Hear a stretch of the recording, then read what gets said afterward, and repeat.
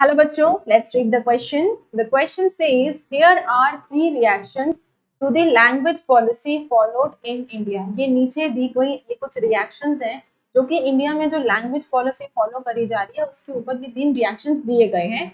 Give an argument and an example to support any of these positions. आपको इन तीनों में से किसी भी एक आप किसी भी एक रिएक्शन को सपोर्ट कर सकते हैं, उसका एक एग्जाम्पल दीजिए और साथ ही साथ उसका एक आर्ग्यूमेंट भी दीजिए, तर्क दीजिए.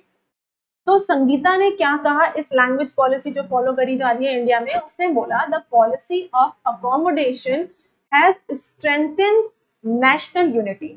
यानी ये जो लैंग्वेज पॉलिसी इंडिया में फॉलो करी जा रही है, इस पॉलिसी ने क्या किया है, हमारी नेशनल यूनिटी को, हमारी एकता को और ज्यादा स्ट्रॉन्ग कर दिया है और ज्यादा मजबूत कर दिया है इस अकोमोडेशन पॉलिसी ने.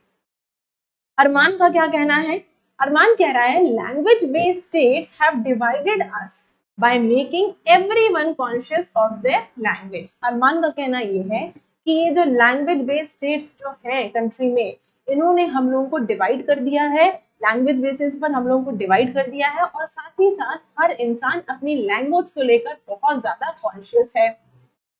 हरीश का देखते हैं क्या इसका रिएक्शन है. हरीश कह रहा है this policy has only helped to consolidate the dominance of English over all other languages. Harish का कहना यह है कि इस पॉलिसी ने क्या किया है, इस पॉलिसी ने मदद करी है सिर्फ एक चीज में, और वो ये है कि जो बाकी भाषाएं बोली जा रही हैं उसके ऊपर इंग्लिश के डोमिनेंस में इस पॉलिसी ने मदद करी. अब आपको इन तीनों की रिएक्शंस में से किसी भी एक पोजीशन को सपोर्ट करना है, उसका एग्जांपल देना है और तर्क देना है, आर्गुमेंट देना है. So answer is Sangeeta's reaction about the language policy followed in India is certainly better than Arman and Harish. तो जो संगीता का जो रिएक्शन है, जो उसका ओपिनियन है, व्यू पॉइंट है इस लैंग्वेज पॉलिसी को लेकर, वो ज्यादा बेहतर है अरमान और हरीश के व्यू पॉइंट को अगर देखें तो. Experience has shown that the flexible language policy has made one country more united. अनुभवों से, एक्सपीरियंस से ये पता चलता है, ये देखने को मिलता है कि जो फ्लेक्सिबल लैंग्वेज पॉलिसी है, लचीली लैंग्वेज पॉलिसी जो है, इसने हमारी कंट्री को और ज्यादा यूनाइटेड बना दिया है और ज्यादा मजबूत एकता की डोर में बांध दिया है. And administration of the states easier. साथ ही साथ इस लैंग्वेज पॉलिसी ने, एक्सपीरियंस पे अगर देखा जाए, अनुभवों से देखा जाए, तो इस फ्लेक्सिबल लैंग्वेज पॉलिसी ने स्टेट्स का एडमिनिस्ट्रेशन भी बहुत ज्यादा आसान बना दिया है. Our constitution did not give the status of national language to any one language.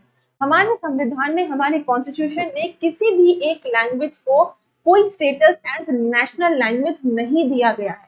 वो ये कह रहा है कि हमारे कॉन्स्टिट्यूशन ने किसी भी लैंग्वेज को नेशनल लैंग्वेज का स्टेटस नहीं दिया गया है. Beside Hindi as official language, Hindi जो कि एक ऑफिशियल लैंग्वेज है, इसके साथ साथ 21 other languages are included in the 8th schedule of the constitution.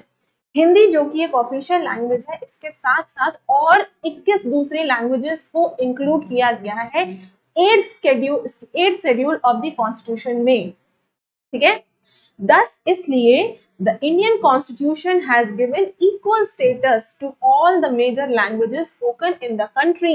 वो ये कह रहा है इसीलिए इंडियन कॉन्स्टिट्यूशन ने सभी लैंग्वेजेस, सारी भाषाएं जो कि कंट्री में बोली जा रही हैं, उन सभी को एक इक्वल स्टेटस दिया है.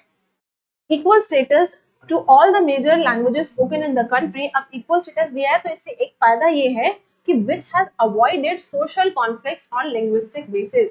जो लैंग्वेज के आधार पर, लैंग्वेज के बेसिस पर जो सोशल कॉन्फ्लिक्ट्स हो सकते हैं, उनको जो हमारे इंडिया का कॉन्स्टिट्यूशन ने जब सभी लैंग्वेजेस को एक इक्वल स्टेटस दिया है, तो इस तरह के जो सोशल कॉन्फ्लिक्ट्स हैं, उनकी चांसेस को उन्होंने अवॉइड कर दिया. इसकी चांसेस अब बहुत ज्यादा कम है.